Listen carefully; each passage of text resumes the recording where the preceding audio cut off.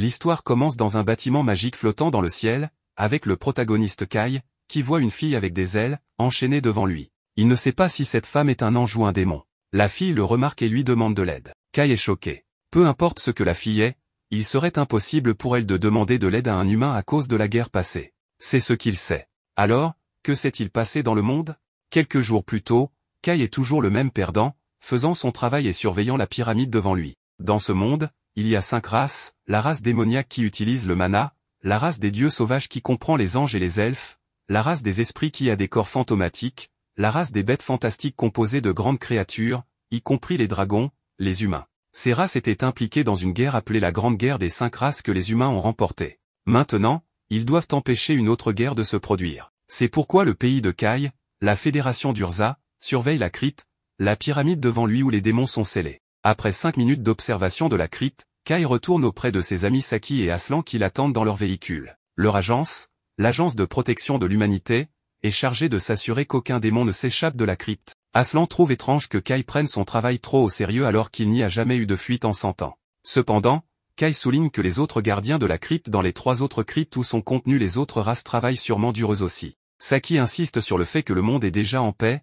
mais Kai ne veut toujours pas baisser sa garde. Plus tard, dans leur ville de Vishar, dans leur quartier général, Kai passe la journée à s'entraîner au combat contre des créatures de type bête fantastique. Il évite leurs énormes pieds et les frappe avec ses coudes. Cependant, quand le dragon se rapproche pour le combattre, Saki voit cela et éteint rapidement la machine. Elle réprimande alors Kai pour être si imprudent à l'entraînement, mais Kai argue que cela ne signifiera rien s'il ne se pousse pas au-delà de ses limites. L'objectif de Kai est de devenir comme le prophète Sid, le héros de l'humanité dans la Grande Guerre passée. Il est celui qui a vaincu les 4 autres héros, l'impératrice noire Vanessa de la race démoniaque, le maître des anges Alfreya, la souveraine des esprits Rikujan Kyoko, et l'empereur des Crocs-Rétiais. Sid les a tous vaincus avec l'épée que lui a donnée la déesse de la prophétie, Azura Soraka. Après leur discussion, Saki s'approche d'Aslan qui est toujours allongé là où le dragon l'a frappé pendant l'entraînement. Saki demande ensuite aux 2 garçons quel est leur cadeau pour leur autre ami Jean qui obtient une promotion. Malgré ses 17 ans, Jean est déjà promu à leur siège social dans la capitale, Urza.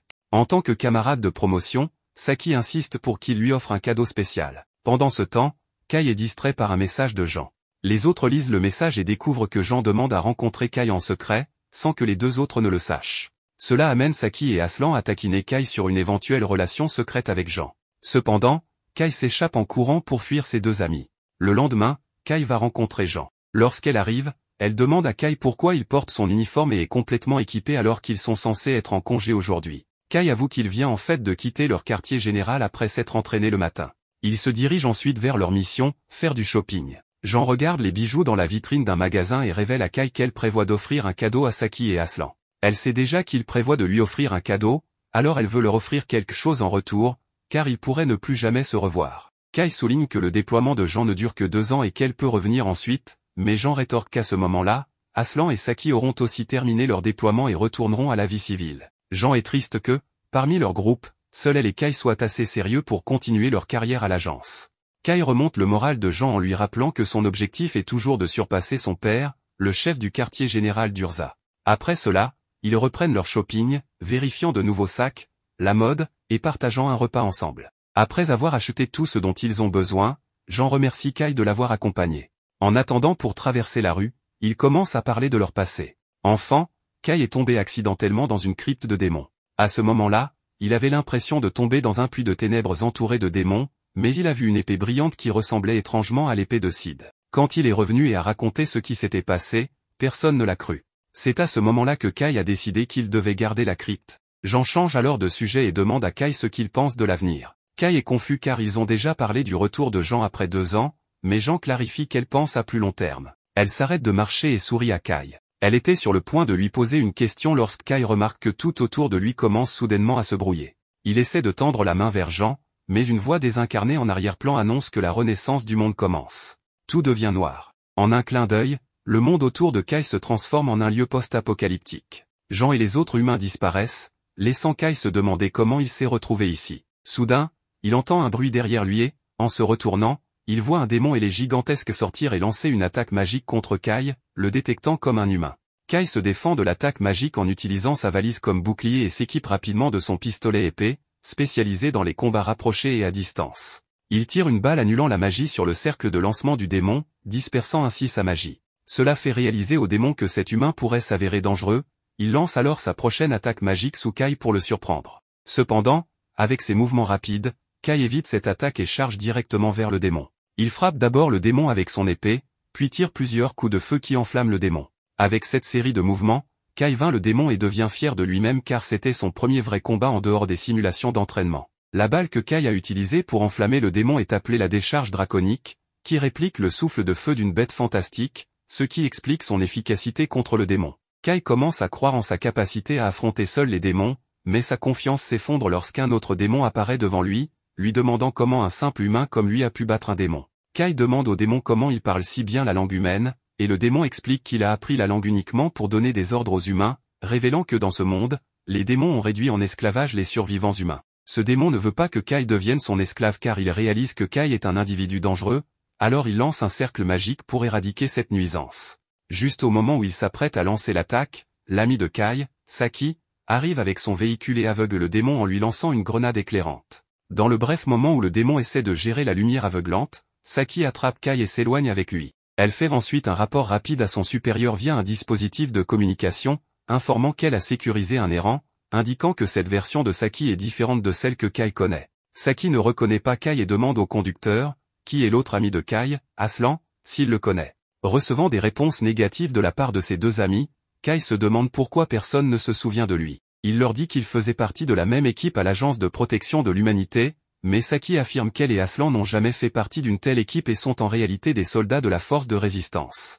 Kai ne connaît pas la force de résistance et demande à Saki de quoi il s'agit. Elle trouve incroyable que ce gars qui est apparu de nulle part n'ait aucune idée de la force de résistance et elle est encore plus étonnée lorsque Kai prétend ne rien savoir de ce monde. Aslan suppose que Kai souffre d'une perte de mémoire, alors il lui parle de ce monde, évoquant la grande guerre des 5 races où la race humaine a fini par perdre il y a 30 ans. En conséquence, les territoires de la race humaine ont été envahis par les 4 autres races et la plupart des humains survivants ont été réduits en esclavage, tandis que les quelques restants ont rejoint la résistance pour lutter pour leur liberté. Aslan et Saki emmènent Kai à leur base secrète où Aslan lui en dit plus sur ce monde. Apparemment, les 4 autres races sont toujours en guerre les unes contre les autres et se battent actuellement pour plus de territoire. La race démoniaque a capturé la majeure partie du territoire humain, les obligeant à abandonner leur foyer et à fuir pour sauver leur vie. Mais la force de résistance a tout de même créé son propre espace de vie souterrain, une ville paisible avec un faux ciel appelé Néovial, dirigée par la force de résistance. Cela rend Kai triste d'apprendre une telle nouvelle dévastatrice,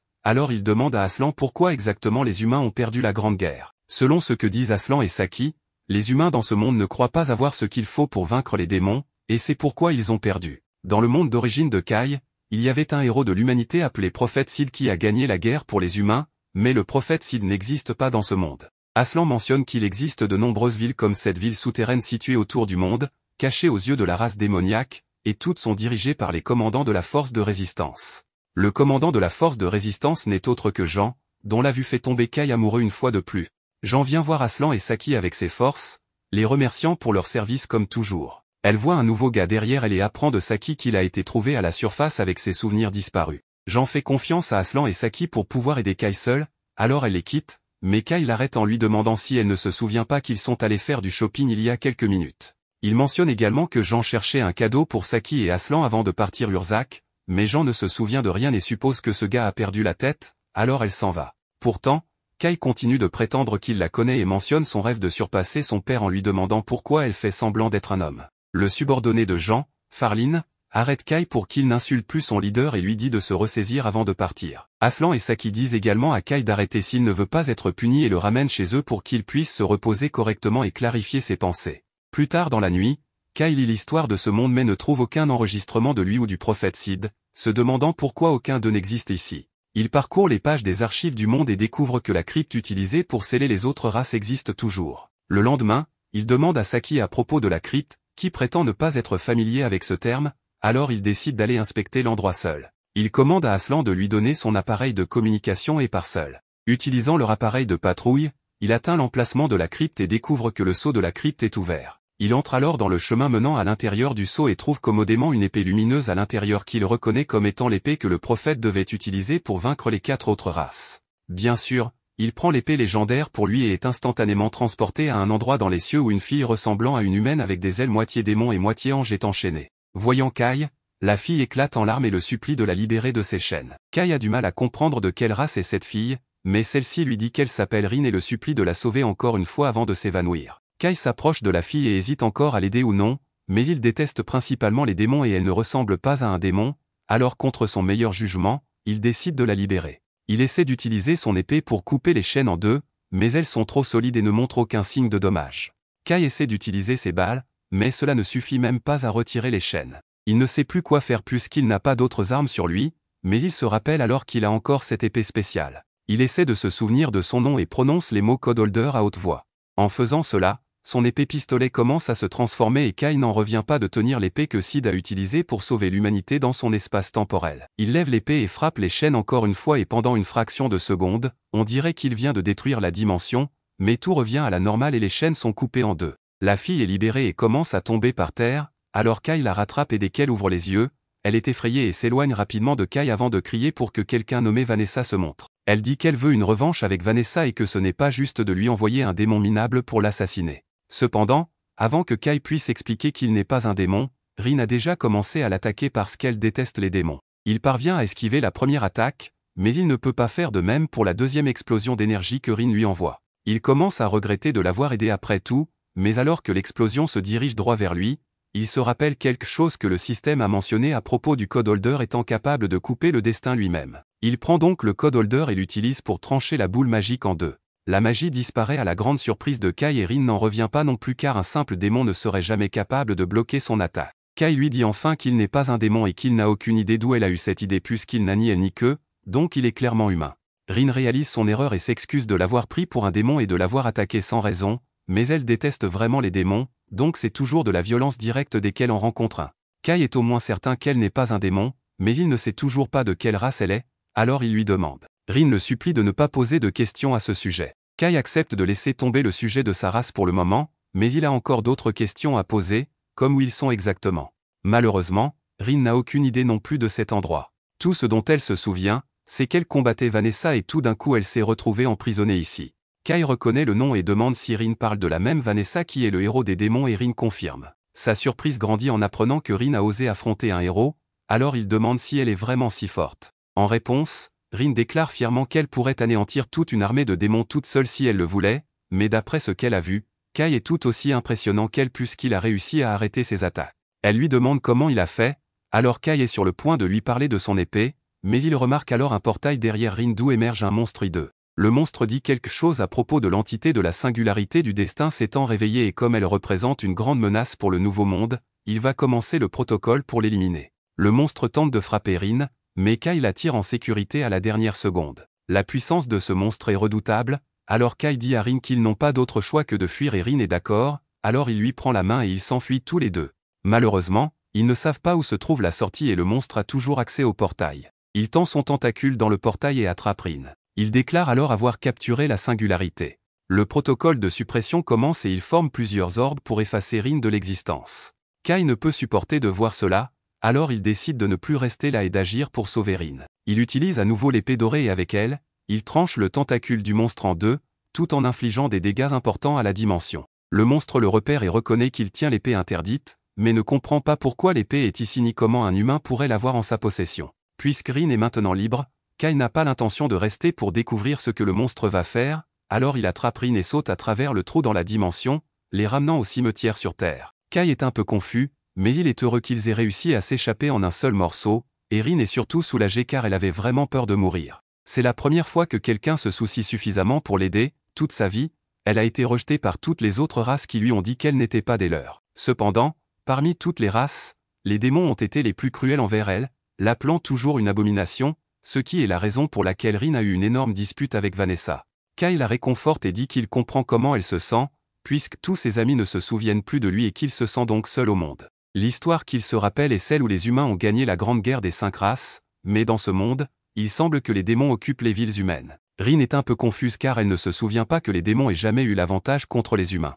En fait, juste au moment où elle se battait avec Vanessa, elle se rappelle que les humains commençaient à gagner la guerre et que les démons se plaignaient que c'était à cause du héros humain. Kai s'excite et demande si Rin se souvient de Sid, mais malheureusement, elle ne l'a jamais rencontré, donc elle ne peut pas le dire avec certitude. Kai réalise qu'il a peut-être réagi de manière excessive et s'excuse auprès de Rin, mais au moins il a confirmé qu'il et Rin viennent du même passé, donc ils doivent être les mêmes. Rin se rapproche de Kai et dit qu'il est la première personne à s'associer à elle, ce qui la rend plutôt heureuse. Ils quittent tous les deux le cimetière un peu plus tard, et Rin demande à Kai ce qu'il prévoit de faire maintenant. Mais avant qu'il puisse répondre, Rin s'effondre par terre d'épuisement. Kai est inquiet et suppose que c'est à cause de l'attaque qu'elle a subie plus tôt, alors il l'aide à se relever et dit qu'il prévoit de retourner en ville puisqu'il n'a nulle part où aller. Il l'invitait à rester avec lui pendant qu'il est là. Rin est hésitante à accepter car elle dit qu'elle ne veut pas aller dans une ville humaine. Kai demande pourquoi et elle lui explique qu'elle ne peut pas faire confiance aux autres personnes. Kai est la seule personne en qui elle est prête à avoir confiance, puisqu'il l'a sauvée. Il lui dit qu'elle devrait lui faire confiance pour la garder en sécurité et lui demande de nouveau de venir avec lui. Elle est toujours libre de partir si elle se sent mal à l'aise là-bas. Rin accepte finalement de venir avec lui. De retour dans sa chambre, Kai est allongé sur son lit pendant que Rin prend une douche. Il est absolument épuisé par le trajet de retour. Rin n'avait jamais été dans une voiture auparavant, alors elle paniquait tout le temps et a failli provoquer plusieurs accidents. Heureusement, elle a pu cacher ses ailes, donc une fois arrivée, personne ne pouvait deviner qu'elle était un démon, mais elle attire toujours beaucoup l'attention avec son comportement étrange. Elle a même tenté de se battre avec des gens en utilisant la magie à un moment donné, alors Kai a dû la retenir, mais il comprend pourquoi elle est si prudente, étant donné qu'elle est entourée de personnes qu'elle ne connaît pas. Kai dirige alors son attention vers son épée, qu'il n'a même pas remarqué lorsqu'elle est redevenue normale. Il la prend et est sur le point de dire Code Holder pour voir si elle se transforme à nouveau. Mais avant qu'il puisse le faire, Rin sort en courant de la douche et lui demande de l'aider, car elle ne parvient pas à éteindre l'eau. Kai lui dit qu'il va l'aider, mais pour l'instant, il ne peut pas la regarder puisqu'elle est sans vêtements. Une fois la douche éteinte, Rin s'est habillée et dit à Kai qu'elle trouve injuste que les humains aient toutes les bonnes choses, même avec l'état de la société humaine. Ils ont encore de l'eau chaude pour se doucher, tandis que Rin devait se laver sous une cascade, et les humains ont aussi des lits si confortables, alors que tout est détruit en surface. Elle réalise que Kai ne plaisantait pas quand il disait que la ville avait été occupée par des démons.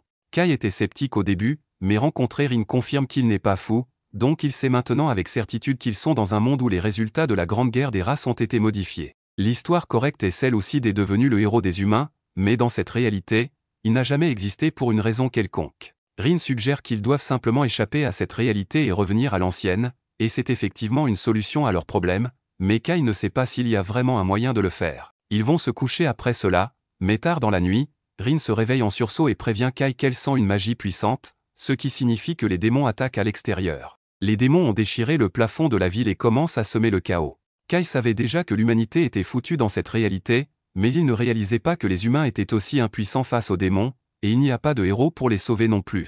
Kai décide donc qu'il doit se lever et prendre la place de Sid pour le bien de l'humanité. Les unités de défense commencent à tirer des balles sur les démons, mais ils savent déjà que de petites balles ne serviront à rien, donc Saki se précipite pour aller chercher la mitrailleuse. Cependant, avant qu'elle puisse l'atteindre, un démon apparaît derrière elle et s'apprête à lancer un sort. Mais au dernier moment, Kai intervient pour la sauver et envoie le démon au sol. Il dit à Saki qu'elle devrait utiliser de l'eau contre les démons, car si leur corps l'absorbe, ils deviendront trop lourds pour voler, et une fois qu'ils sont cloués au sol, elle devrait les attaquer avec des grenades. Juste à ce moment-là, Kai mime Aslan se transformant en pierre par un démon, donc il tire une balle anti-magie pour interrompre le sort et sauver sa vie. Le démon se tourne alors vers Kai et essaie de le maintenir, tandis qu'un autre démon arrive par derrière pour l'attaquer. Cependant, Kai se dérobe et repousse le premier démon tandis que Rin fait exploser le second. Après cela, Kai remercie Rin pour son aide et la félicite pour sa force, mais même avec sa grande puissance, il n'est pas sûr qu'il puisse sauver la ville seul. Aslan et Saki arrivent en courant vers Kai et lui demandent comment il parvient à détruire la magie avec des balles et à envoyer les démons au sol avec ses poings. Kai leur explique qu'il vient d'un monde où l'humanité a gagné la guerre des races et que sa technique de combat, ainsi que ses balles spéciales, proviennent de ce monde. Saki et Aslan ont encore du mal à croire que Kai est sérieux au sujet de l'existence d'une chronologie alternative, mais avant qu'ils ne puissent poser plus de questions, Aslan reçoit un message l'informant que 2 éclaireurs démons ont réussi à s'échapper. S'ils rapportent la localisation de cette ville souterraine à leur chef, une armée entière de démons va arriver et tuer tous les derniers humains. Aslan dit qu'il doit signaler cela au quartier général de l'armée rebelle, et Saki demande à Kai de les rejoindre pour s'y rendre, car sa force en fait un atout précieux et Jean sera sûrement heureux de l'accueillir. Kai accepte de les rejoindre, et ils se dirigent tous vers le quartier général situé dans l'ancienne capitale royale. Le lieu a été détruit il y a des années, mais c'est précisément pour cette raison qu'ils ont choisi de construire leur quartier général là-bas, car les démons ne penseraient pas à les chercher. Celui qui a suggéré l'emplacement était le père de Jean, mais il a pris sa retraite en tant que chef de l'armée rebelle il y a 2 ans à cause d'une blessure, alors Jean a pris sa place. Ils arrivent bientôt au QG, et Kai ainsi que Rin sont amenés à rencontrer Jean. Elle a déjà reçu les rapports d'Ashran et lui demande de lui parler de cette chronologie alternative qu'il a mentionnée plus tôt. Kai lui explique tout ce qu'il sait, mais les autres responsables présents l'accusent de mentir pour avoir osé faire une telle déclaration. Cependant, Kai mentionne qu'il était ami d'enfance avec Jean dans la chronologie précédente et comment elle a toujours voulu être comme Augégère. Entendre ces noms attire l'attention de Jean, mais elle ne dit rien pour l'instant et décide de conclure la réunion pour aujourd'hui. Plus tard dans la nuit, Jean demande à rencontrer Kai et il semble qu'elle soit un peu plus ouverte à l'idée que Kai pourrait dire la vérité, puisque très peu de personnes dans ce monde savent qu'elle est une femme et que les noms Augégure étaient les surnoms de son père et de son grand-père. Cependant, cela ne signifie pas qu'elle croit tout ce qu'il a dit, mais ses compétences en combat et ses connaissances valent la peine de s'y fier.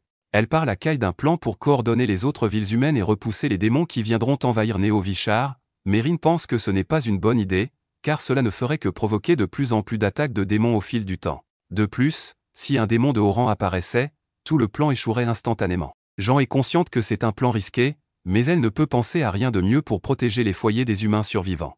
C'est alors que Kai suggère qu'ils n'ont besoin de s'attaquer qu'à un seul démon pour résoudre le problème, et c'est le héros des démons, Vanessa.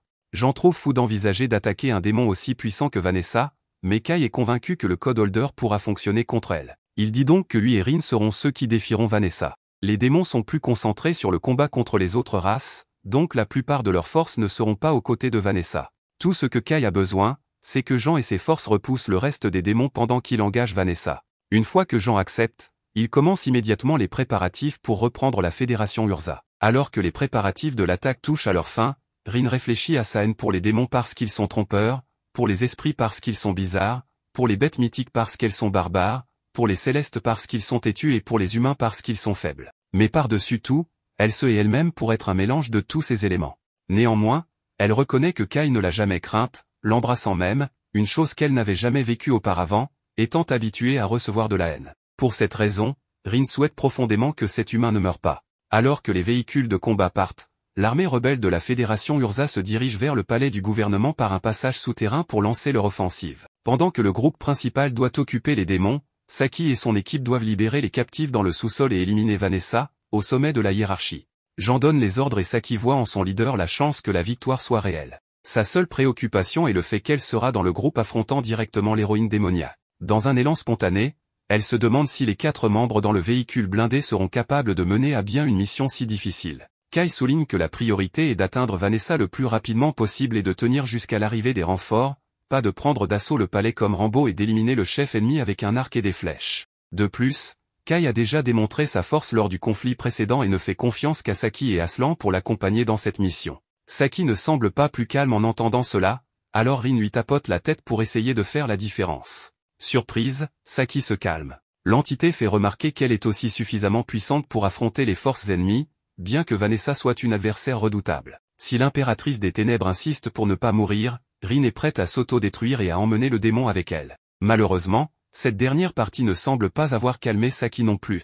De même, Aslan avoue être inquiet puisque personne ne sait à quoi ressemblera le palais à leur arrivée, surtout avec les rebelles se déplaçant en si grand nombre, ce qui facilite leur découverte par les ennemis. À ce sujet, Kai leur rappelle que les démons sont sensibles à la magie et que les humains ne possèdent pas de pouvoir magique, ce qui pourrait camoufler les hommes jusqu'à ce qu'ils atteignent l'objectif. Aslan se calme un peu à cette information et ajoute que tous les rebelles seront à jamais gravés dans les mémoires grâce à cette mission, peut-être même bien récompensés. En entendant cela, Kai commente que cet Aslan est plus fort que celui de son monde d'origine et Aslan se demande si c'est une sorte de compliment. Peu après avoir atteint la fin du passage souterrain, Jean rassemble tous les camarades de l'armée rebelle et les remercie pour la confiance qu'ils ont placée en leur chef. Le commandant souligne la bravoure et la loyauté de ses soldats, qui sont le dernier espoir de l'humanité, et reconnaît que beaucoup doivent se sentir peu sûrs avec si peu de temps pour se préparer à cette attaque. Cependant, elle leur rappelle que la résistance de la Fédération Urza n'est pas nouvelle. Des années de batailles intenses contre la domination des démons ont laissé chacun d'entre eux avec des cicatrices de guerre, preuve que seuls des soldats aguerris sont en première ligne. Cet esprit endurci est la clé pour libérer les humains des griffes des ténèbres. Cela dit, les soldats lèvent leurs armes et poussent un cri de guerre. Après avoir fait exploser la sortie du passage souterrain, ils atteignent la surface et voient le palais du gouvernement entouré de forces démoniaques. Le premier acte de défense est d'invoquer un sort de gel, mais Kai connaît cette capacité et la dissipe avec succès. Puis il tire sur le démon et s'approche suffisamment pour déchirer sa peau avec son épée. Enfin, un tir explose l'ennemi. Dès que le premier démon est abattu, d'autres émergent pour protéger le palais, alors le joyau de la Fédération Urza tire une balle de foudre pour en éliminer plusieurs à la fois. Incrédule devant ce qu'il a vu, Aslan se demande si c'est Kai qui est responsable de ce massacre. Ce dernier explique qu'il a utilisé des munitions à effet de zone produites dans son monde. Ensuite, l'étranger mystérieux demande à Rin de ressentir la présence de Vanessa, et dès que l'entité indique l'emplacement possible de l'impératrice des ténèbres, Kai annonce qu'il commencera la recherche à partir du dernier étage du côté nord pour éviter d'attirer trop d'attention. Jean prévoit d'envahir le palais en utilisant les escaliers de secours du côté sud avec son équipe, tandis que le groupe 1 montera la garde à l'entrée pour empêcher les démons de pénétrer dans le bâtiment. Le groupe 2 sera responsable du sauvetage des prisonniers dans le sous-sol. Pendant l'invasion du bâtiment, Falin trouve étrange que Kai affirme que la balle de foudre est un projectile alors qu'il n'a même pas appuyé sur la détente, mais la question est abandonnée car l'objectif demande toute l'attention des combattants. En montant les escaliers, Rin identifie un diablotin, une race de petits démons qui invoquent des démons de grande taille. Sans délai, une énorme créature apparaît dans l'escalier et attrape un des rebelles, mais Falin est plus rapide et coupe les doigts de la bête. Après cela, elle ordonne à tout le monde de continuer à monter pendant qu'elle retient le démon. À l'entrée du palais, le groupe 1 tire sur les attaquants du mieux qu'il peut, tandis que le groupe 2 atteint les prisonniers dans le sous-sol. L'équipe principale continue son chemin avec le commandant en tête jusqu'à ce qu'elle soit touchée par un piège électrique qui rend tous les soldats nerveux. Cependant, lorsque la fumée se dissipe, Jean avance indemne et demande à tout le monde de se calmer, car elle est protégée par l'ingénierie elfique en portant la combinaison de la lumière sacrée. À côté de la leader, un énorme démon s'approche, alors elle ordonne à Kai et à son unité de partir à la recherche de Vanessa pendant qu'elle combat l'ennemi avec ses hommes. Connue sous le nom de la chevalière de la lumière sacrée, Jean brandit sa lame devant l'adversaire. Plus loin, le groupe de Kai porte un brassard produit par la magie de Rin qui dissimule la présence de celui qui le porte. Continuant leur chemin, ils rencontrent une créature gigantesque qui fait trembler le fusil de Saki, alors Rin essaie de contrôler l'anxiété de sa compagne pour qu'elle ne fasse pas de bruit. Protégée par une barrière invisible pour le démon, les humains poussent un soupir de soulagement lorsque la bête passe sans détecter les intrus. Avec cela, tout le monde exhale de soulagement et se dirige vers l'une des salles du palais où se trouvent les disjoncteurs. Aslan déclare que si Kai et Rin échouent à vaincre Vanessa, lui et Saki couperont toutes les lumières pour faciliter la fuite de tout le monde. Cependant, peu après que Kai et Rin ont continué leur périple, l'alarme du palais se déclenche malgré la barrière de Rin toujours fonctionnelle, ce qui amène le garçon à supposer que les capteurs infrarouges du bâtiment sont toujours actifs. Pour cette raison, ils accélèrent le pas, rencontrant un démon qui exprime son dégoût pour les ailes de Rin, les qualifiant de vue chaotique et désagréable. Profitant de la tendance du démon à parler, Kai lui demande s'il est celui qui maintient le système de surveillance, mais le monstre ne répond jamais directement à ce que l'humain veut savoir. Au lieu de cela, il les provoque en disant que Vanessa est ravie de cette invasion et, surtout, curieuse de savoir pourquoi les humains ont décidé de se suicider. Ne tombant pas dans la provocation, Kai essaie de profiter de l'occasion pour demander si le démon peut les conduire à leur héroïne, mais le monstre ne veut pas manquer l'occasion de s'amuser avec les humains devant lui. Avec cela, la créature et ses subordonnés invoquent des boules de feu contre leurs ennemis, ce qui pousse Rin à attraper Kai et à esquiver les flammes avec ses ailes. Après avoir échappé à la première salve, l'entité jette l'homme au sol et l'isole de la bataille avec un mur de glace afin que Kai puisse continuer son chemin vers Vanessa. N'ayant pas d'autre choix, le garçon continue tandis que les démons sentent une odeur angélique, elfique, naine, spirituelle et draconique sur la femme, et même une odeur démoniaque dans cette entité mystérieuse. Confus, il lui demande ce qu'elle est, mais même Rin ne le sait pas. Tout ce qu'elle sait à ce moment, c'est qu'elle déteste ces créatures hideuses. Pendant ce temps, Kai trouve une énorme porte et entre dans la salle du trône où Vanessa accueille l'humain. Devant cette figure, Kai ne peut s'empêcher de trembler légèrement. En même temps, Jean affronte le démon gigantesque, mais peine à pénétrer l'armure de l'adversaire. Elle déverrouille alors la forme de son arme, révélant un arc long lunaire, et perce enfin l'armure de l'ennemi avec une flèche. Presque mort, le démon observe que la magie elfique intense que cette humaine utilise consomme progressivement sa vie, car les humains ne sont pas préparés à gérer ce genre d'influence. Pour cette raison, le démon croit que le commandant a choisi la mort. Jean enfonce alors son épée dans la tête du démon et confirme qu'elle a choisi de mourir car c'est seulement ainsi que l'humanité pourra gagner cette guerre. Soudain, un autre ennemi l'attaque par derrière, mais Falin revient à temps et repousse la menace. Pendant un moment, le chien des enfers à 3 têtes se relève et note qu'il a entendu parler de Dragonard, un humain qui combat en utilisant un croc de dragon comme arme, tout comme Falin. Pendant ce temps, Vanessa demande à Kai s'il ne va pas déposer son arme comme beaucoup d'autres l'ont fait en découvrant que le chef des démons est une succube. Ainsi, elle pourrait coucher avec lui pour passer le temps. Kai refuse la proposition et déclare que la nature du démon est la folie alimentée par la violence. Vanessa rit et reconnaît que le garçon a bien réagi, car beaucoup deviennent ses esclaves avec un simple charme comme celui-ci. Elle demande alors si l'humain présent est le commandant rebelle portant la combinaison elfique, mais Kai prétend qu'il est juste un étranger d'un monde où Vanessa a été vaincue. Bien que sceptique, l'impératrice demande qui a réussi à la faire tomber dans cette histoire, et Kai dit que ce sont les humains. Confronté à toutes les menaces infiniment plus dangereuses, Vanessa rit encore plus en entendant qu'elle est morte de la main d'un humain. Puis Kai explique que ce n'était pas n'importe quel humain, mais le prophète Sid. En entendant ce nom, Vanessa perd toute sa grâce, car ce nom lui rappelle de nombreuses choses désagréables comme le détenteur du code et la réincarnation du monde. Avec cela, elle change de posture et attaque l'humain avec de la magie, mais Kai brise le sort avec peu de difficulté, laissant Vanessa incrédule. Sans lui donner une chance de réfléchir, l'homme contre-attaque avec son épée et tranche la poitrine de l'adversaire, mais ce n'était qu'une illusion de succube. Derrière l'humain, la véritable impératrice des ténèbres manque de le faire exploser. Vanessa félicite l'ennemi pour sa capacité à esquiver et pour l'arme qu'il porte,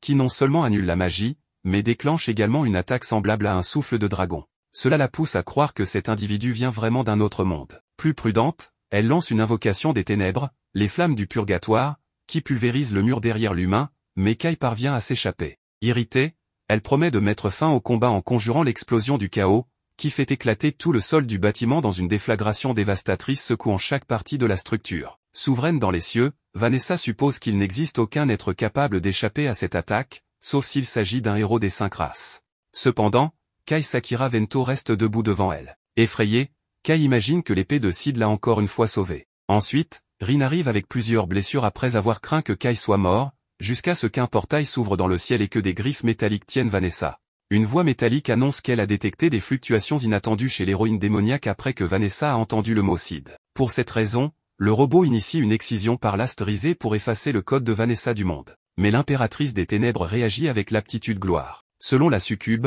elle ne sera pas vaincue par un simple Alfreya. Subissant d'énormes dégâts, le robot se retire dans le portail, laissant Kai et Rin terrifiés par la force démontrée par l'héroïne démoniaque. Rin note que Vanessa a toujours été forte, mais celle de l'autre monde n'était pas aussi terrifiante que celle-ci. Irritée, l'impératrice remarque que certaines blessures sur son corps ne guérissent pas, mais cela ne change pas le fait qu'elle va écraser les 2 adversaires devant elle. Rin sait qu'ils n'ont aucune chance contre Vanessa, alors avant que Vanessa n'attaque, elle s'élance et lui fait un plaquage comme une joueuse de football américain, tout en disant à Kai de s'enfuir, car elle ne pourra pas retenir Vanessa très longtemps.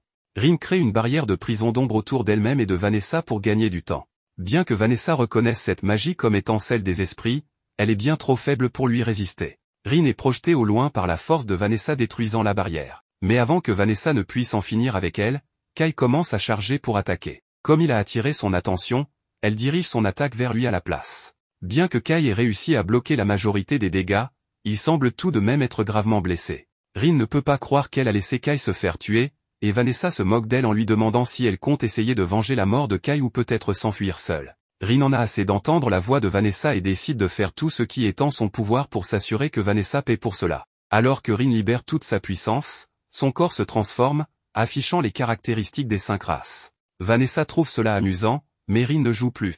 Elle frappe Vanessa avec une telle force que le sourire disparaît de son visage. Sous cette forme, Rin semble être capable de rivaliser avec la puissance de Vanessa et de la malmener, mais il est évident que Vanessa ne faisait que s'amuser. Elle trouve la forme chaotique de Rin vraiment intéressante et se demande pourquoi Rin ne l'a pas utilisée plus tôt, car elle aurait pu gagner assez de temps pour que Kai s'échappe. Elle demande si Rin avait peur de montrer sa véritable nature ou d'être appelée un monstre. Rin commence à pleurer, mais Vanessa lui rappelle qu'elle n'a personne d'autre à blâmer qu'elle-même. Vanessa est le héros démoniaque, donc elle fera ce qu'elle veut, mais Rin avait la chance de sauver Kai et elle a choisi de ne pas tout donner par peur. C'est donc son hésitation qui a tué Kai. Aussi difficile que ce soit à admettre pour Rin, Vanessa a raison. C'est sa faute si Kai est mort, mais cela n'a plus d'importance maintenant. Rien de ce qu'elle fait ne pourra ramener Kai à la vie, alors pour l'instant, elle veut juste mourir et emmener Vanessa avec elle. Elle attrape la main de Vanessa pour lui lancer une malédiction, et avant que Vanessa ne réalise ce qui se passe, des gouttelettes commencent à couler de sa peau. Ces gouttelettes de sang sont la force vitale de Vanessa, et aucune défense ou résistance ne peut les arrêter. Les gouttes continueront de tomber jusqu'à ce que Vanessa et Rin meurent toutes les deux. Dans des circonstances normales, cela signifierait échec et mat pour Vanessa, mais elle avait encore un dernier tour dans sa manche.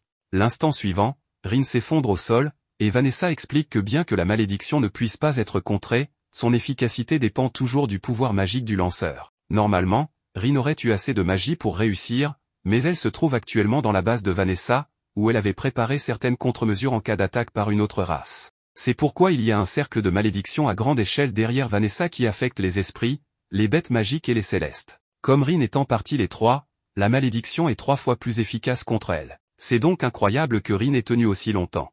Rin ne peut même plus venger Kai comme elle le voulait, alors elle reste là, disant qu'elle est désolée de ne pas avoir été utile pour lui. Vanessa est exaspérée par la piteuse démonstration de Rin et se prépare à en finir avec une dernière attaque. Cependant, avant que Rin ne soit tuée, l'attaque est déviée par Kai, qui est en fait encore en vie. Il dit à Rin qu'elle n'a rien à regretter et qu'elle a été incroyablement utile pour lui, car son combat contre Vanessa lui a permis de reprendre conscience.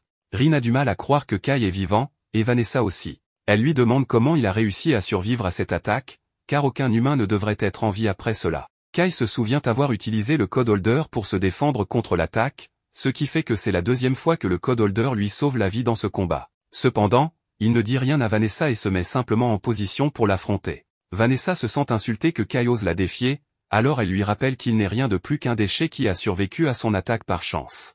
Sa dernière attaque l'a laissé au bord de la mort et la seule raison pour laquelle elle n'a pas pu le finir, c'est parce que Rin la tenait occupée. Kai répond que la raison pour laquelle il est si déterminé à gagner, c'est parce que Rin a risqué sa vie pour lui, donc il va faire de même pour elle. Vanessa est maintenant intriguée et demande à Kai s'il a un plan en tête pour la vaincre, car elle aimerait beaucoup voir ce qu'il a prévu. Les humains ne cessent de lui dire qu'ils vont lui montrer ce que le potentiel humain peut faire, mais pas une seule fois elle n'a été impressionnée par un humain. Le héros des esprits, le héros céleste et le héros des bêtes sont tous des nuisances qui se mettent en travers de son chemin, mais au moins elle peut les respecter pour leur puissance. Cependant, en ce qui concerne les humains, il n'y a personne parmi eux qu'elle puisse respecter, à moins que Kai ne prétende être assez fort pour être le héros de l'humanité. Kai lui dit qu'il n'a pas l'intention de devenir le héros de l'humanité, mais qu'elle lui a demandé de lui montrer le potentiel d'un humain, alors il va lui montrer à quel point un humain peut être puissant. À partir de ce moment, il affrontera Vanessa en tant que représentant de l'humanité. Bien que Vanessa ne puisse imaginer rien qu'il puisse faire pour la battre, elle décide de le prendre au sérieux.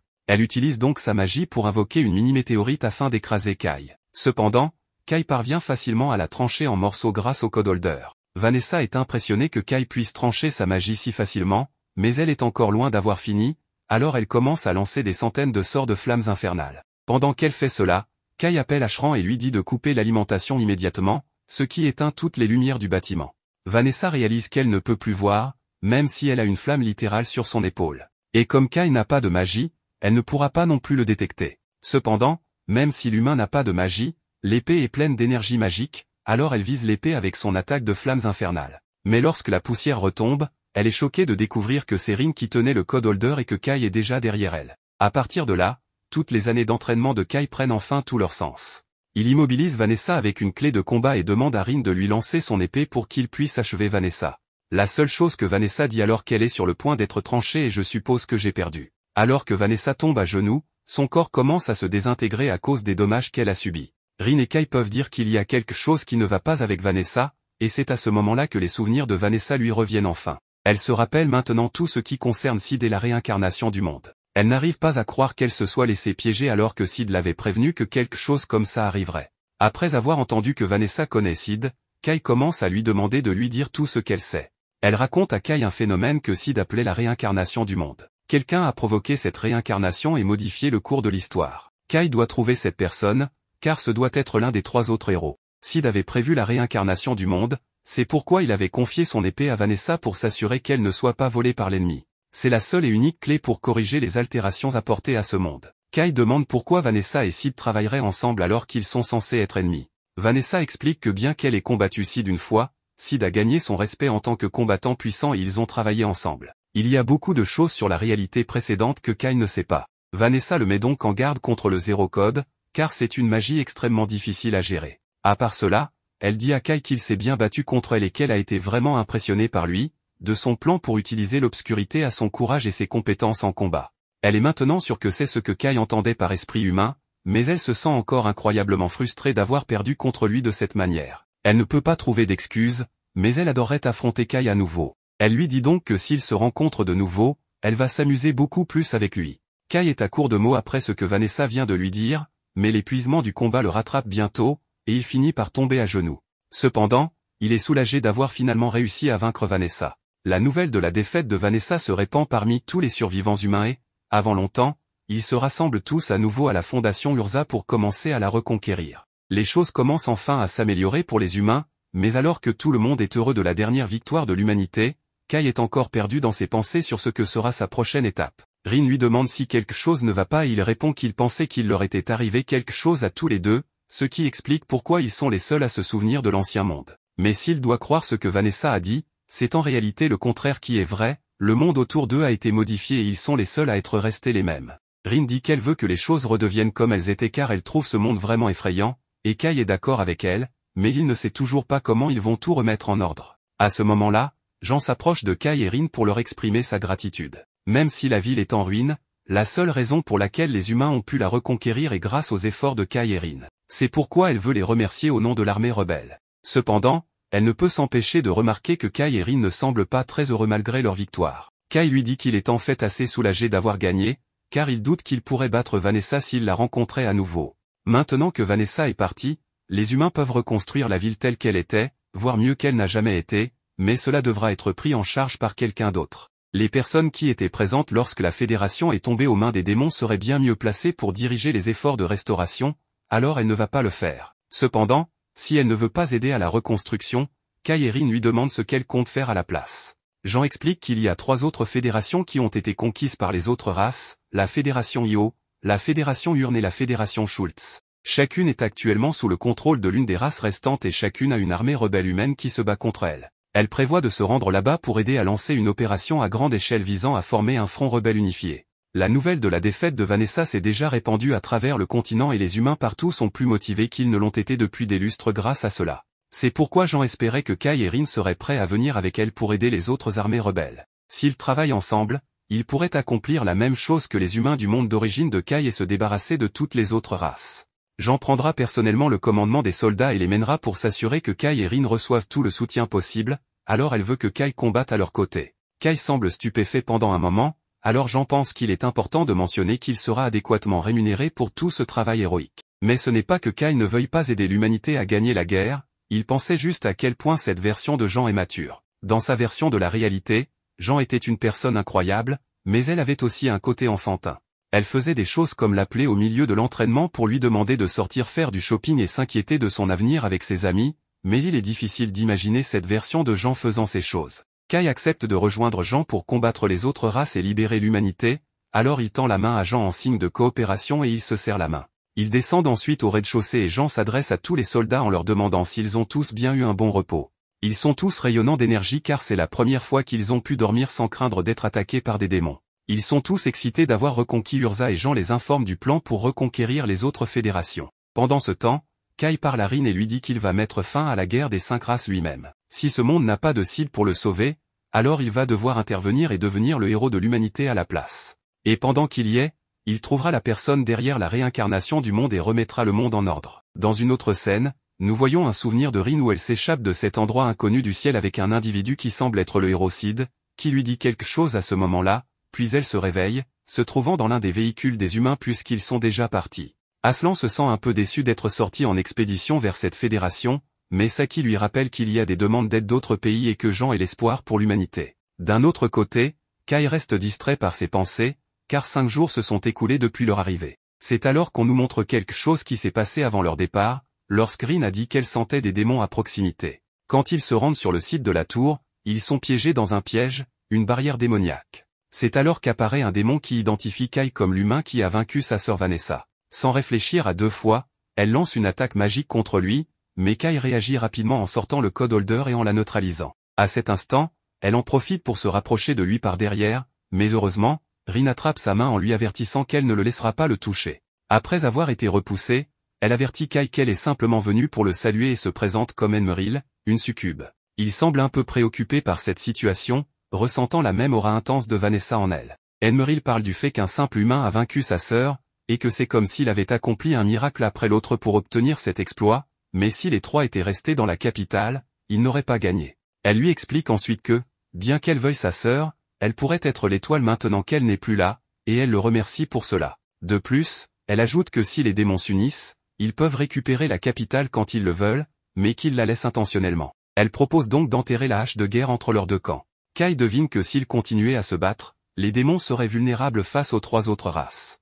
Jinmar ne le nie pas, insistant pour qu'ils gardent la capitale, mais que les autres territoires leur appartiennent, et ainsi, ils pourront conclure une trêve. Kai lui dit qu'il transmettra ce message au commandant, et avec cela réglé, Enmeril les encourage à se battre contre les 3 autres races. Évidemment, il sait qu'elle fait cela parce qu'elle veut qu'ils s'entretuent, et elle ne nie pas ce fait, elle lui offre même un baiser s'il réussit. Cependant, Kai refuse évidemment une telle chose car c'est absurde. Avant de partir, Emeril lui mentionne que s'ils affrontent les territoires célestes, ils ne doivent en aucun cas faire confiance au seigneur céleste Alfreya, car dernièrement, il se comporte de manière étrange. Pour revenir au présent, Kai mentionne qu'ils laisseront la capitale à l'unité de reconstruction et qu'ils sont comme une unité d'expédition, donc ils doivent coopérer avec l'armée rebelle duel et vaincre les célestes. Saki se souvient que les célestes sont des elfes, des nains, des fées, et des anges, une race alliée. Kai lui confirme que c'est vrai et qu'ils sont plus lâches que les humains, mais qu'ils sont rusés et capables de créer de puissants objets magiques. Les humains voient les démons comme des monstres, mais les célestes sont comme des humains améliorés. À ce moment-là, Jean les informe par radio qu'ils passeront bientôt par le point médian de la route et qu'il y a une aire de repos à 2 km. Soudainement, Rin demande à Aslan d'ouvrir la trappe du véhicule et, à peine sortie, elle avertit Kai qu'il y a des ennemis au-dessus venant du ciel. Il s'agit d'une bête mythologique, ce qui les surprend, car ils sont encore en territoire démoniaque. Kai donne l'alerte aux autres pour qu'ils se préparent à l'attaque, mais les munitions ne sont pas efficaces contre ce monstre. Pour cette raison, Kai utilise une de ses balles spéciales, en la combinant avec la magie de Rin, et cela suffit pour étourdir la bête et la faire fuir. Cependant, à cause des dégâts causés par ce monstre, ils vont devoir s'arrêter pour aider quelques véhicules. Une fois arrivés à l'aire de repos, Kai mentionne qu'il se sent mal d'avoir une tente si grande alors qu'ils ne sont que 2, accompagnés de Rin. Il considère même qu'il pourrait y avoir une tente pour les femmes soldats, mais il sait que cela ne plairait pas à Rin, car cela lui causerait trop d'anxiété d'être entouré d'humains. Quelques secondes plus tard, Jean arrive et les félicite pour leur bon travail, bien que Kai la regarde, se demandant ce qu'elle fait ici. Jean explique que cette tente est pour les commandants et que tous deux ont été désignés comme ses gardes du corps, donc il est normal qu'ils soient ensemble. Farline demande à Kai s'il a un moment et, une fois sorti de la tente, lui indique qu'elle fera la garde toute la nuit pendant qu'il s'occupera de la tente. Cela parce que si elle reste avec Jean, il est possible qu'il découvre son déguisement d'homme. Elle l'informe également qu'elle devra enlever son armure pour dormir, donc elle portera une tenue légère devant lui et qu'il ne doit pas se faire d'idées étranges à ce sujet. Kai clarifie immédiatement qu'il n'a jamais pensé à quelque chose de ce genre, ce à quoi Farline s'attendait déjà, lui demandant enfin de prendre soin d'elle. Ensuite, il entre dans la tente et la première chose qu'il voit est Jean profiter d'un bon massage de la part de Rin. Ici, Kai parle de ce qui s'est passé aujourd'hui, car il ne s'attendait pas à voir une bête mythologique entrer dans la Fédération Urza. Ils ont dû entendre parler de celui qui a vaincu les démons et sont venus explorer. Il ajoute qu'ils ont laissé suffisamment de défenses préparées dans la capitale royale, donc même si une bête mythologique attaquait, elle ne les vaincrait pas facilement. Alors, c'est une perte de temps de s'inquiéter pour cela. Ensuite, elle lui annonce qu'elle doit lui dire quelque chose d'important, à savoir qu'elle a une mauvaise habitude en dormant. Elle s'excuse par avance s'il reçoit des coups de pied pendant la nuit. La scène suivante montre Kai allongé avec Rin et Jean de chaque côté, bien collés à lui. Le lendemain, Aslan lui demande s'il va bien, supposant qu'il n'a pas bien dormi en tant que garde du corps de Jean, remarquant les cernes qu'il a sous les yeux. En réponse, Kai préfère ne pas en parler davantage. Rin observe quelque chose au loin et demande ce que c'est, ce à quoi Saki explique qu'il s'agit du grand mur frontalier. À ce moment, Jean les informe par radio qu'ils vont bientôt traverser la frontière et que derrière ce mur de pierre se trouve la Fédération. Ils se dirigent vers les faubourgs de la capitale royale de la cité, la 8e ville Cassiopée, où sera installée la base de l'armée rebelle de Io. Approchant de leur destination, ils restent vigilants contre les Célestes, sachant qu'ils sont plus vulnérables aux armes que les démons. Kai conseille à Rin de respirer profondément avant de tirer. Les humains et les Célestes se ressemblent beaucoup, alors ils pourraient tirer sur un allié par erreur. C'est alors que Jean donne l'ordre de s'arrêter et de continuer à pied. Rin s'approche de Kai pour lui montrer un fruit, en lui assurant qu'il n'est pas vénéneux, car elle l'a déjà mangé dans la forêt des elfes. Cela signifie que cette végétation appartient aux elfes, et elle lui explique que c'est dû à l'invasion des Célestes, qui ont enterré la ville humaine sous la forêt des elfes. En avançant un peu plus, ils sont accueillis chaleureusement par les humains de la Fédération qui étaient cachés.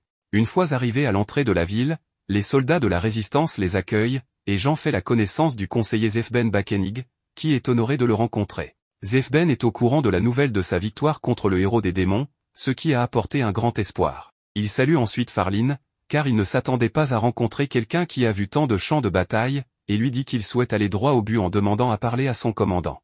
Zefben accepte sa demande et l'emmène, demandant en chemin à Farline ce qu'elle sait de leur commandant. Elle répond que c'est Dangelf Alighieri, descendant de l'ancienne famille royale de la Fédération Io, qui se déclare empereur. Il est également très envieux, méfiant et obsessionnel, et voit le commandant Jean comme une menace. Zefben lui donne raison et supplie Jean de comprendre, mais précise que tous les soldats leur sont immensément reconnaissants pour leur aide. Peu de temps après, il rencontre la commandante adjointe Kubilai, qui les informe que tout ce qui doit être discuté avec Dante se fera par son intermédiaire. Finalement, ils entrent dans le bureau principal, où Jean se présente à Dante. Ce dernier se plaint de leur retard, car ils étaient censés être là le matin. Jean lui explique qu'ils ont été attaqués par un dragon en route, ce qui leur a pris une demi-journée pour soigner les blessés et réparer les véhicules. Cependant, Dante n'accorde aucune importance à ces explications et demande immédiatement la raison de leur venue. Jean, un peu confuse, lui répond qu'ils sont venus à la Fédération Io parce qu'il a demandé de l'aide, bien que Dante réplique que cela a été décidé sans son consentement. Elle lui rappelle alors leur lutte contre les Célestes, minimisant l'importance des mérites tant qu'ils peuvent vaincre.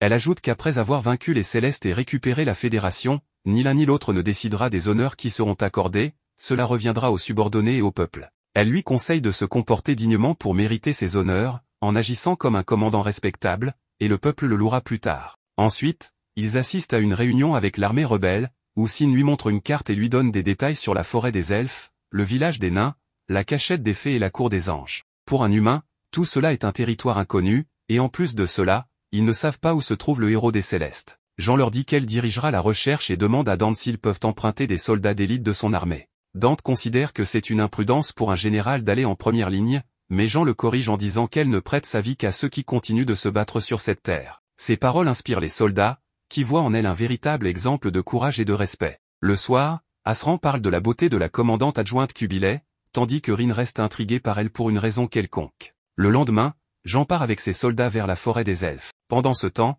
Dante se plaint de Jean, car il n'avait jamais pensé qu'il serait un homme aussi imprudent et inconscient de son rôle. Kubilai soutient toutes ses idées, ce qui renforce la confiance de Dante en elle, laissant entendre qu'elle a quelque chose en tête. Plus tard, Jean revient de son expédition et, lors de la réunion stratégique, informe tout le monde qu'ils ont identifié des traces célestes menant aux routes elfiques. Ils poursuivront l'expédition en territoire céleste et planifieront une invasion, ce que tous approuvent. Dante commence à s'agacer, car ses soldats sont influencés par Jean. Kubilai lui dit qu'ils doivent simplement accomplir quelque chose de plus grand que Jean, et après lui avoir remis une note avec son idée, elle lui assure que s'il réussit ce plan, sa position sera à nouveau consolidée, ce qui plaît à Dante. Peu de temps après, il informe Sin qu'ils vont personnellement diriger les soldats vers la forêt des elfes, avec pour objectif de capturer des elfes et des anges comme prisonniers. Cela est possible parce qu'il y a déjà une unité indépendante explorant la forêt des elfes, ce qui surprend Sin, car c'est la première fois qu'il entend parler de cela. Dante mentionne qu'ils partiront immédiatement, mais Sin lui dit que cela pourrait poser des problèmes, ce à quoi Dante réplique en lui rappelant que c'est lui qui gouverne cette terre. Sin demande la permission de l'accompagner avec ses hommes, ce que Dante accepte, à condition qu'il ne divulgue pas cette opération à l'armée rebelle d'Urza. Rin parle à nouveau avec Kai pour lui demander s'il y aura bientôt une autre réunion. Elle sent qu'il se passe quelque chose, mais si elle se trompe, cela pourrait causer des problèmes. Kai la rassure en lui disant que cela ne le dérange pas et qu'il veut l'écouter. Rin finit par lui dire qu'elle ne croit pas que Kubilai soit humaine. Dans un changement de scène, on voit une conversation entre le héros céleste Alfreya et quelques femmes de la race elfique. Il leur dit qu'il va rompre tous les liens avec eux, expliquant que ce monde appartient aux anges. Il n'y a donc pas de place pour les races inférieures, ce qui inclut les elfes, les nains et les fées. Ils ne comprennent pas cette trahison soudaine, encore moins ce monstre qui se tient derrière lui. Pendant ce temps, au sommet, une structure particulière et une entité avec une étrange poupée métallique sur son dos s'approche des elfes qui tentent de repousser son hostilité. Cependant, le grand ancien est pétrifié et l'autre mage est jeté au sol, survivant à la chute. L'elfe se réveille dans une cabane et entend plusieurs voix dans son esprit par télépathie. Les voix expriment leur soulagement que la prêtresse Léran ait survécu, mais elle reste profondément inquiète pour le grand ancien. Léran demande à tout le monde de rester calme, promettant d'expliquer tout à la fois desquels rencontrera les fées et les nains. L'une des voix demande ce qu'il faut faire des humains capturés, mais la prêtresse n'était même pas au courant de cette situation.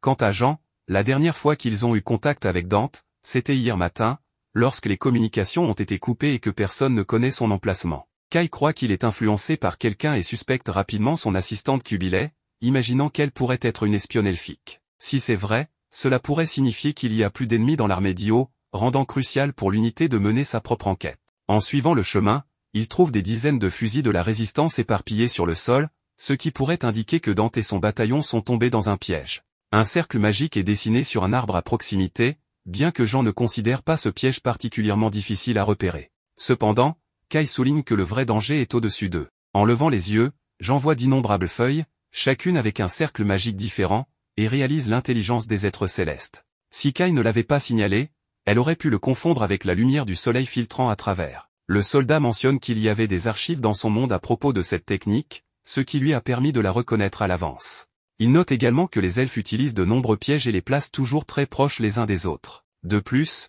Rin sent l'odeur d'un elfe à proximité, incitant le groupe à rester en alerte. Suivant le chemin indiqué par Kai, Le chef se demande si le soldat connaît vraiment la voie, et il explique que Rin a suivi un entraînement spécial pour sentir la magie, lui permettant de repérer la direction de leur cible. Guidé par l'odeur de cette race, l'entité mène les soldats humains à une structure en ruine où l'odeur s'estompe brusquement. Un cercle magique au sol s'active, déclenchant une téléportation qui transporte l'équipe dans une autre partie de la forêt. En plein choc, Saki se plaint qu'Aslan a touché son derrière, mais il rétorque que c'est elle qui s'est frottée contre lui. Falin ordonne aux deux de se taire en territoire ennemi et reste vigilant, scrutant tous les côtés des bois mystérieux. Soudain, une fée apparaît devant les humains, poursuivant un papillon jusqu'à ce que la petite créature s'écrase contre la jambe d'Aslan et tombe au sol, étourdie. Après s'être remise, elle demande de quelle forêt Aslan vient, pensant qu'il pourrait être un elfe, bien qu'elle ne ressente aucune magie émanant de lui. Le garçon explique que lui et les autres sont des humains, ce qui pousse la fée à fuir par peur d'être mangée. En un rien de temps, elle atteint un village gardé par des archers elfes. À l'arrivée des humains, les elfes préparent leurs flèches, mais un supérieur leur ordonne d'abaisser leurs armes. Le chef elfe déclare qu'elle n'aurait jamais imaginé que les humains pourraient activer le portail, ce à quoi Jean répond que c'est un plaisir de rencontrer à nouveau le commandant adjoint de Dante ou plutôt l'espion céleste. Cubilé insiste pour qu'on l'appelle par son nom, tandis que l'humain veut savoir ce qui est arrivé à Dante et aux autres. Cubilé les informe que tout le monde est vivant, mais qu'ils ont inhalé la poussière d'une colonie de plantes paralysantes, les rendant immobiles pendant plusieurs jours. Jean exige que les prisonniers soient libérés, mais l'elfe impose une condition, les humains doivent combattre les anges. Kai s'interroge sur cette condition, étant donné que les elfes et les anges sont des alliés historiques. Cubilé révèle alors qu'ils ont été trahis par cette race. Quoi qu'il en soit, l'errant attend les visiteurs, et ils doivent suivre l'elfe jusqu'au village. Lorsqu'ils rencontrent enfin la prêtresse, elle remarque que c'est la première fois que des humains entrent dans le village elfique, et qu'ils peuvent en être fiers, même si cela ne signifie pas qu'ils sont les bienvenus. Cela mis à part, elle exprime sa curiosité de savoir si le chevalier de la Sainte Lumière et ses hommes ont vraiment vaincu Vanessa, l'impératrice des ténèbres. Lorsque Jean confirme, l'errant mentionne que l'armure que porte le commandant humain est un vêtement elfique, et elle se demande comment Jean l'a acquise. Jean répond qu'elle l'a trouvé il y a 10 ans le long des frontières de la Fédération d'Urza, un objet magique que les démons avaient volé aux Célestes. Son unité a tendu une embuscade à ses ennemis, et l'armure faisait partie du butin. Comme aucun elfe n'a été tué dans le processus, l'errant met cette affaire de côté et propose un marché aux humains, si les prisonniers sont libérés, la prêtresse veut que Jean et ses troupes sauvent le grand ancien des mains de Laure Alfreya. Kai est stupéfait d'apprendre que le héros céleste lui-même a capturé une figure aussi importante pour les elfes. De même, l'errant est perplexe. Elle se souvient que cette entité était si gentille et chaleureuse, mais un jour, Alfreya a décidé que les elfes, les nains et les fées devaient se soumettre aux anges, déclenchant une révolte généralisée. L'errant a accompagné le grand ancien pour représenter les races et faire appel au héros céleste, mais il a refusé d'écouter et a même capturé le grand ancien. Kai demande si un elfe ne pourrait pas directement affronter les anges et mener la mission de sauvetage, et la prêtresse confirme que cela est possible. Cependant, Falin soulève la possibilité que cette histoire soit un piège, car une embuscade combinée des elfes et des anges pourrait anéantir la résistance humaine. Pour prouver la véracité des paroles de la prêtresse, Cubilé offre sa propre vie en accompagnant les hommes au palais des anges. Si les humains estiment que l'errant a menti, ils pourront tuer Cubilé à tout moment. Malgré ce geste courageux, Falin refuse immédiatement, affirmant que la vie de Cubilé ne peut pas valoir plus que celle des 6 combattants humains et des 20 otages.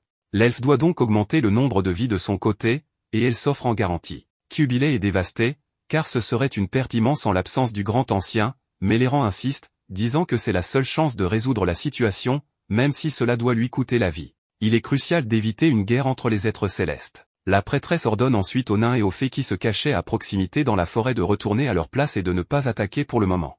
Ensuite, elle appelle la petite fée Silk, que les combattants avaient rencontrée plus tôt. Silk lance un sort qui rapproche d'énormes lucioles de la rive, où les humains doivent s'asseoir pendant que les détails leur sont expliqués. À la tombée de la nuit, Kai observe Rin dormir dans le camp qu'ils ont installé. L'errant ne comprend pas pourquoi les humains restent éveillés alors qu'ils devraient allumer un feu, car ni elle ni aucun elfe ne prévoit de les attaquer pendant qu'ils dorment. En entendant cela, Kai baisse légèrement sa garde. L'errant mentionne ensuite qu'elle a entendu Jean dire que le garçon et les filles qui dorment actuellement sont ceux qui ont vaincu Vanessa, et elle veut savoir comment cela a été possible, et si les méthodes utilisées par l'homme seraient efficaces contre Alfreya également. Après tout, une fois qu'ils atteindront le palais des anges, il pourrait y avoir une confrontation avec le Seigneur Céleste. À ce moment-là, si personne ne peut stopper le pouvoir du Seigneur, tout le monde mourra. Sur ce, elle se lève et avertit Kai que s'il fuit par peur, elle ne le laissera pas quitter la forêt vivant. Malgré le fait qu'il comprenne la position de l'elfe, Kai n'a pas les réponses qu'elle recherche.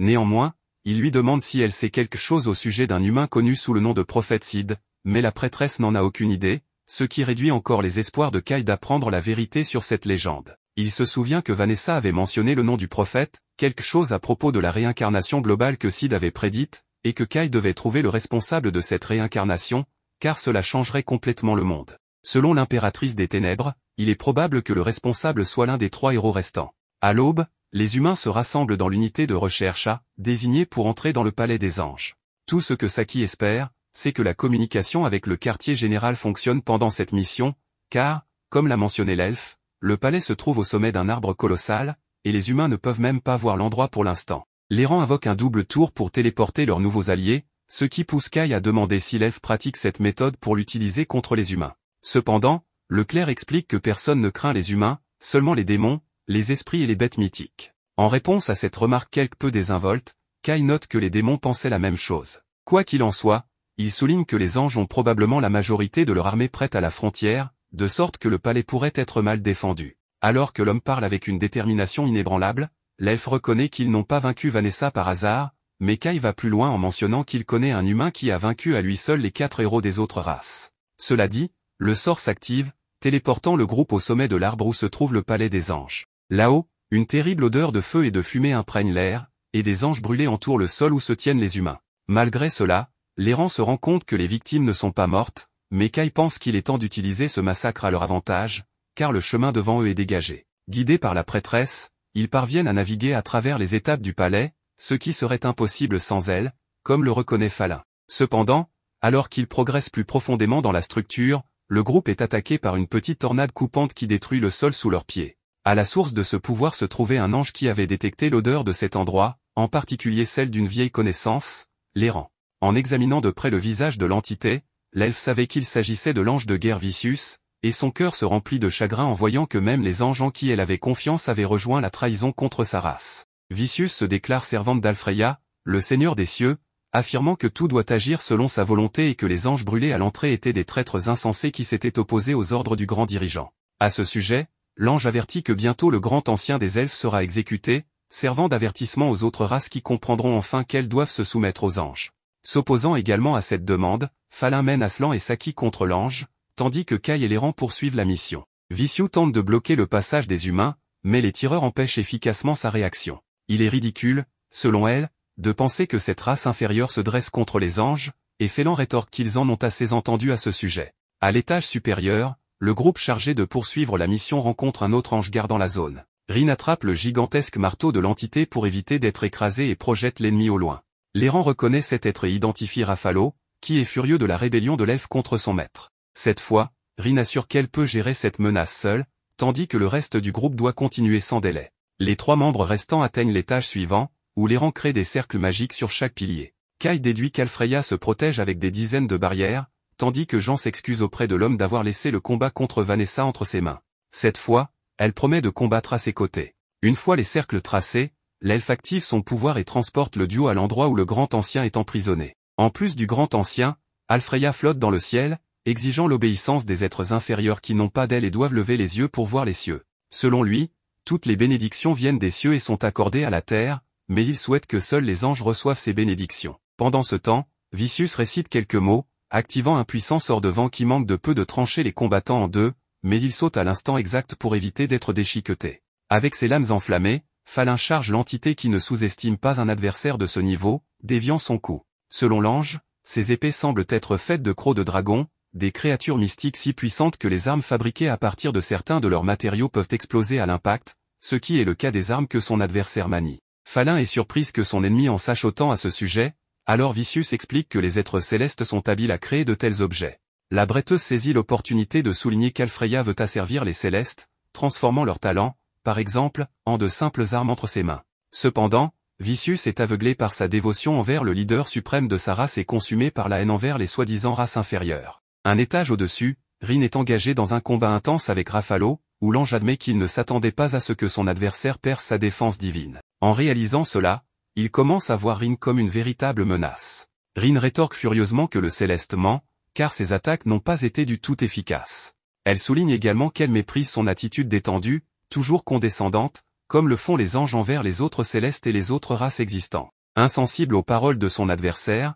Rafalo hausse les épaules et demande de quelle créature elle est issue. Rin avoue qu'elle ne le sait pas, mais cela n'a pas d'importance tant qu'elle a Kai à ses côtés. Pendant ce temps, le leader suprême des Célestes prévoit de procéder à l'exécution du grand ancien des elfes, laissant les rangs encore plus déçus par la position de l'ange, car il était autrefois bienveillant. En pensant à cela, elle hurle qu'Alfreya n'a aucun droit de régner sur les Célestes et qu'elle-même l'enverra dans sa tombe. Sur ces mots, elle charge l'ange qui répond avec son pouvoir Magnifica, une cloche qui invoque des sorts comme une lame rouge qui manque de peu de frapper la prêtresse. Cependant, Kai intervient juste à temps avec son pouvoir de détenteur de code pour exploser la magie de l'ennemi. Sans montrer de surprise, Alfreya veut savoir si ce jeune homme est vraiment humain ou un elfe déguisé, puisqu'il protège une claire elfe. Mais Kai précise qu'il est pleinement humain. Alfreya révèle qu'il ne comprend pas la raison de sauver quelqu'un qui n'est pas de sa race, alors Kai souligne que la mort de cette figure importante des elfes provoquerait une profonde haine des elfes envers les humains. Alfreya réplique que l'existence de Kai et de l'errant est très différente, car même si le jugement de Kai peut être divers,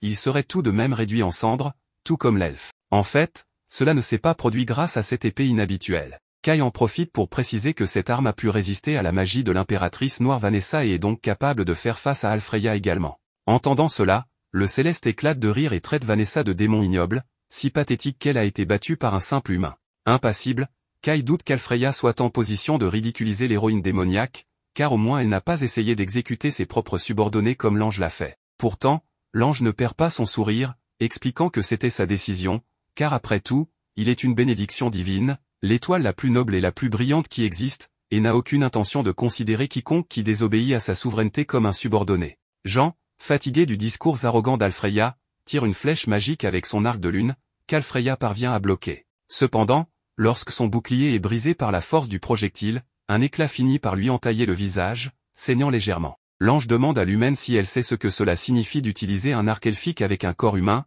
mais la commandante pense que le fait que sa vie soit drainée est un petit prix à payer pour la victoire. À ce propos, elle lance une autre flèche sur Alfreya, qui réagit avec un rayon céleste. La flèche ricochette sur la magie de l'ange et frappe Jean en retour, mais elle ne ressent aucun dommage car elle porte la tunique de lumière sacrée. Suite à cela, le héros céleste promet de ne pas pardonner à cette humaine d'utiliser l'équipement profane des elfes. Il ouvre alors un cercle magique dans le ciel et invoque une série d'éclairs. L'errant invoque le bouclier de la troisième princesse pour éviter une catastrophe. Après cela, elle se précipite avec Kai pour libérer le grand ancien tandis qu'Alfreya tente de les arrêter avec la lance de punition divine. L'errant essaie d'utiliser le bouclier de la quatrième princesse, mais il est percé. Kai dévie l'attaque une fois de plus avec son épée. L'errant saisit l'occasion pour briser le cristal avec son poignard, mais c'est son arme qui se brise au contact du matériau emprisonnant le grand ancien. Face au fait, la prêtresse réfléchit sur ce cercueil qui scelle le grand ancien, la lance qui traverse ses barrières, la cloche qui invoque la foudre, et un bâton qui crée une lame rouge. Impressionné, l'elfe ne comprend pas comment cet ange parvient à maîtriser une telle variété de magie à la fois. Même en tant que héros, Alfreya devrait être à court de mana maintenant, ce qui n'est pas le cas. Elle se demande si tout ce pouvoir est ce qui a soudainement changé l'ange, mais il n'est pas d'accord, disant qu'il n'a pas changé. Selon lui, le temps de l'enlèvement est venu, où un nouveau subordonné remplacera Alfreya, et ce subordonné est l'Asterazé, la femme robotique qui a attaqué Kai, Rin, et Vanessa. Pendant ce temps, Rin lutte contre le pouvoir de Raphalo, mais elle ne montre aucun signe de céder. Toujours forte, elle donne un coup de poing au casque de l'ennemi, le brisant en morceaux. De même, Falin se bat avec acharnement pour vaincre Vicious. L'officier ordonne à Saki et Acheron de tirer sur les ailes de l'ange, mais il parvient à esquiver les balles. Acheron va plus loin et lance une grenade qui manque de peu sa cible. Vicious échappe de justesse, mais se retrouve vulnérable à la charge de Falin, qui se retrouve face aux ailes de l'ange, la source de leur mana. En voyant cela, Falin mentionne cette faiblesse, ce qui laisse l'ange perplexe quant à la façon dont une humaine pourrait savoir cela. Falin explique qu'un homme d'un autre monde lui a dit. Dès qu'elle entend cela, Vicious laisse tomber son arme au sol. Après la raclée que Rin a infligée à Raphalo, celui-ci recule et lui dit d'avancer car son pouvoir pourrait être ce qui est nécessaire pour libérer le grand ancien. Confuse, Rin demande s'il a changé de camp, et il explique que lui et Vicious ont remarqué un changement dans le comportement d'Alfreya et attendaient ce moment pour essayer de renverser la situation. De même, Vicious permet également aux humains de partir, mais insiste pour que Falin présente ses excuses à l'errant et au grand ancien en son nom pour ce qu'elle a fait. Falin ne se soucie pas de ce que l'ange veut et dit que si Vicious veut s'excuser, elle devrait le faire elle-même et montrer le chemin aux humains. Pendant ce temps, Alfreya ordonne à l'Asterazé de tuer les ennemis.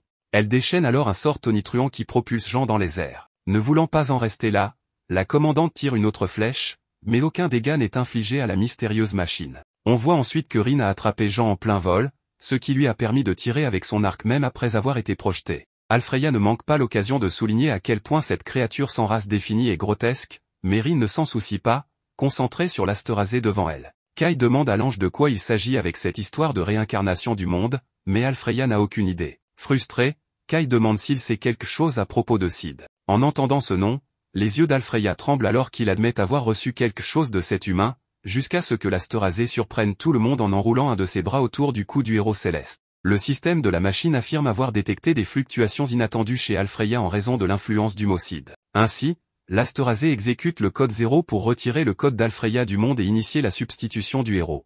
Avec cela, l'ange est entièrement aspiré dans un portail, laissant tout le monde autour dans l'incrédulité face à ce qu'il venait de voir. Kai se souvient que la même chose a failli arriver à Vanessa ce jour-là, tandis que l'Asterazé se retire à travers un autre portail. Après cela, Alfreya réapparaît au sein d'une spirale d'énergie bizarre qui obscurcit ses traits originaux, faisant apparaître l'avatar de l'ange avec ses ailes noires. Cela rappelle à Kai que la réincarnation du monde a été activée lorsqu'il a été emmené devant Jean alors qu'elle était encore dans son monde d'origine. Ce jour-là, le monde a été réécrit, et maintenant un héros a été remplacé par ce processus. Alfreya commence à se sentir encore plus important, convaincu qu'il est le seul à exister dans les cieux et que, par conséquent, tout doit brûler sauf lui. En disant cela, il déclenche un puissant sort contre ses ennemis, que Rin tente de défendre avec sa barrière. Cependant, le bouclier ne peut pas résister à la pression intense et se brise, provoquant une explosion. L'impact fait tomber Rin et les rangs, tandis que Kai tombe à genoux, utilisant son épée pour se soutenir. La prêtresse observe qu'Alfreya a utilisé de la magie sans la canaliser à travers ses objets, ce à quoi il répond que c'est une œuvre des cieux pour admirer son pouvoir. L'errant essaie de ramener l'ange à la raison, affirmant qu'il délire et qu'il consomme sa vie dans le processus, surtout parce que les célestes sont fiers des objets qu'ils utilisent pour lancer des sorts. Mais cet ange ignore simplement cela et prend plaisir à lancer des sorts avec ses mains. Irrité, Alfreya attaque à nouveau, alors l'errant aligne toutes les princesses gardiennes pour invoquer la 6e princesse, une barrière magique à 6 couches. Après avoir brisé les 2 premières couches, le sort de l'ange s'arrête au 3e bouclier. L'elfe souligne que, peu importe la puissance d'Alfreya, aucune attaque ne peut pénétrer les 7 princesses gardiennes. Cependant, Alfreya prouve que la prêtresse a tort en utilisant le don divin du roi épéiste, une lame qui dépasse facilement les boucliers ennemis et frappe les rangs. Kai intervient pour bloquer l'avancée de son rival, rappelant à l'elfe qu'elle croit au retour du véritable Alfreya. Mais la machine angélique l'ignore et questionne ce qu'un simple humain pourrait comprendre à ce sujet. En réponse, Kai dit qu'il comprend qu'Alfreya n'est plus celui que les rangs vénèrent, ni le leader des célestes, mais simplement une imitation reproduisant le pouvoir d'un héros. Incrédule, Jean et les rangs craignent la réaction d'Alfreya, tandis que Rin, toujours pas remise de l'explosion, appelle le nom de Kai.